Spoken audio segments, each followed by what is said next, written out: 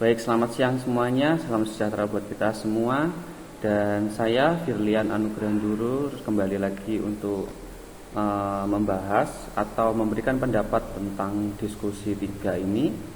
Dan di sini saya akan memberikan pendapat saya secara pribadi dan mohon teman-teman untuk dapat memberikan pendapatnya juga dan juga tentunya menanggapi pendapat yang saya sampaikan. Nah, di sini di sesi 3 ini kita akan melihat ada sebuah kasus di mana integrasi antara pendidikan formal dan informal. Nah, sebelum kita membahas di situ, menurut saya untuk pendidikan informal itu tentu saja sangat penting. Karena sebelum anak-anak itu mendapatkan pendidikan formal, anak-anak di sekitar mereka atau di lingkungan kita saat ini itu juga pasti mendapatkan pendidikan informal. Pendidikan informal itu tidak harus hal yang besar, contohnya tidak harus dileskan atau tidak harus diberikan pelatihan khusus dan lain sebagainya macamnya. Pendidikan informal itu berawal dari keluarganya sendiri, di mana dia mendapatkan pelatihan, mendapatkan pengalaman hidup, mendapatkan hal-hal yang mendasar yang tentunya banyak hal yang tidak diajarkan di pendidikan formal. Nah, maka dari itu pendidikan informal ini juga sangat berpengaruh sekali terhadap pendidikan formal. Karena pendidikan formal sendiri itu sangat hitungannya terbatas dan kami sebagai guru dan tenaga pendidik yang ada itu juga mengakui bahwa pendidikan formal itu hanya sebatas kita bertemu anak di pagi sampai siang. Tapi setelah itu pendidikan informal lah yang menjadi peran penting, seperti anak-anak diajarkan untuk berdoa, spiritualnya, anak-anak diajari untuk sopan santun dan lain-lainnya, itu kan dari pendidikan informal. Nah, pendidikan informal ini dari keluarga, lingkungan dan teman-temannya. Dan kita juga bisa lihat bahwa pendidikan informal ini membentuk karakter anak, bagaimana dia akan terbentuk dari pendidikan informal. Justru pendidikan formal itu adalah untuk mengarahkan anak itu, bagaimana anak itu untuk memanfaatkan, bagaimana mereka akan menerapkan pendidikan informal mereka di pendidikan formal di sekolah. Nah, jadi kita masuk ke poin pertama, di mana bagaimana pendapat antara manfaat dan tantangan dari pendidikan formal dan informal. Sebagai guru pendidik, bagaimana Anda ingin integrasikan elemen pendidikan formal ke dalam kurikulum formal. Nah, pendidikan formal itu terstruktur dan juga memiliki waktu yang jelas, sistematis. Nah, kemudian memastikan standarnya ada standar pembelajaran yang merata.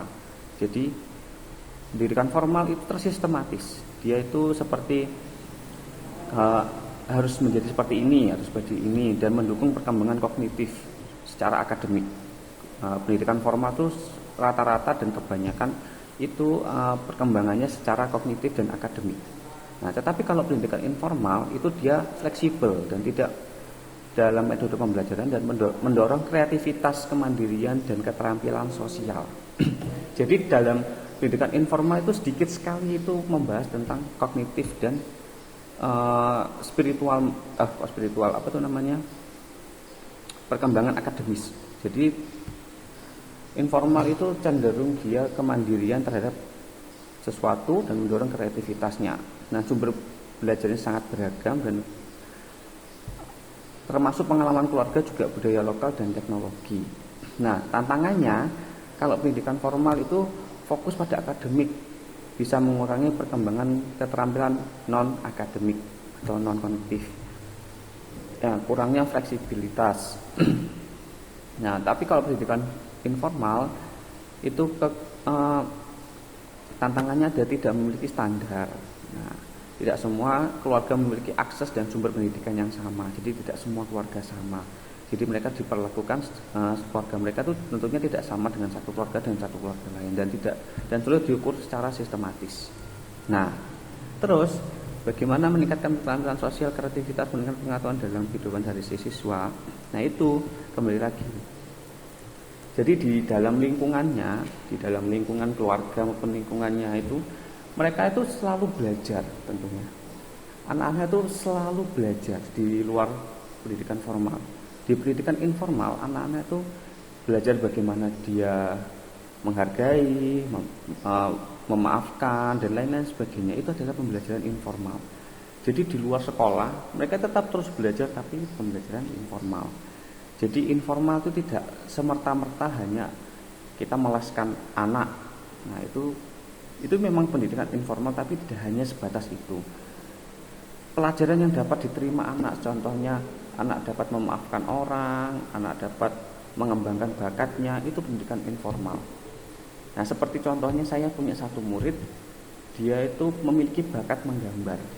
Nah di sekolah, di luar sekolah, anak ini terus berlatih. Apakah itu bukan pendidikan? Itu juga sama, itu pendidikan informal. Nah tapi kemudian diasah lagi, diarahkan dan tersistematis di sekolah, di pendidikan formal. Jadi anak itu lebih tersistematis dan lebih tahu bagaimana cara untuk dapat mengembangkan bakatnya. Nah terus di poin, jadi yaitu di mana sikap anak itu akan mempengaruhi apapun yang ada di sekolah. Jadi bagaimana orang tua mengajari mereka, bagaimana lingkungan mereka bergaul, dan apapun yang keterampilan mereka untuk bersosial, itu cuma belajar di keterampilan pendidikan informal. Nah kemudian yang poin kedua, pendidikan formal dan informal memiliki peran yang signifikan dalam menentukan karakter dan keterampilan siswa di tingkat pendidikan dasar. Namun di Indonesia masih banyak anak-anak yang mengalami kesenjangan dalam akses terhadap pendidikan formal. Nah, jadi di sini kita akan membahas bagaimana beberapa sekolah atau beberapa anak yang tidak memiliki akses pendidikan formal. Nah, terutama untuk siswa yang memiliki keterbatasan, bagaimana pendekatan Anda untuk memastikan bahwa pendidikan informal juga dapat memberikan kontribusi. Nah, tentu saja kalau misalnya pendidikan formal itu sudah pasti. Nah, jadi kendala kita yang ada di Indonesia ini adalah kesenjangan atau kemerataan pendidikan. Jadi di Indonesia ini memang belum merata pendidikannya.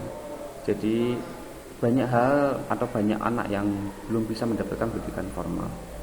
Akan tetapi kita dapat memberikan pendidikan informal kepada anak-anak tersebut. Nah, pendidikan informal ini kan bersifat fleksibel. Jadi kita bisa diberikan di mana saja, kapan saja, dan apa saja gitu. Apa saja yang bisa kita berikan, tidak terpaku pada kurikulum ataupun acuan-acuan lainnya. Jadi ya anak akan lebih berkembang sesuai dengan kebutuhannya. Jadi anak kita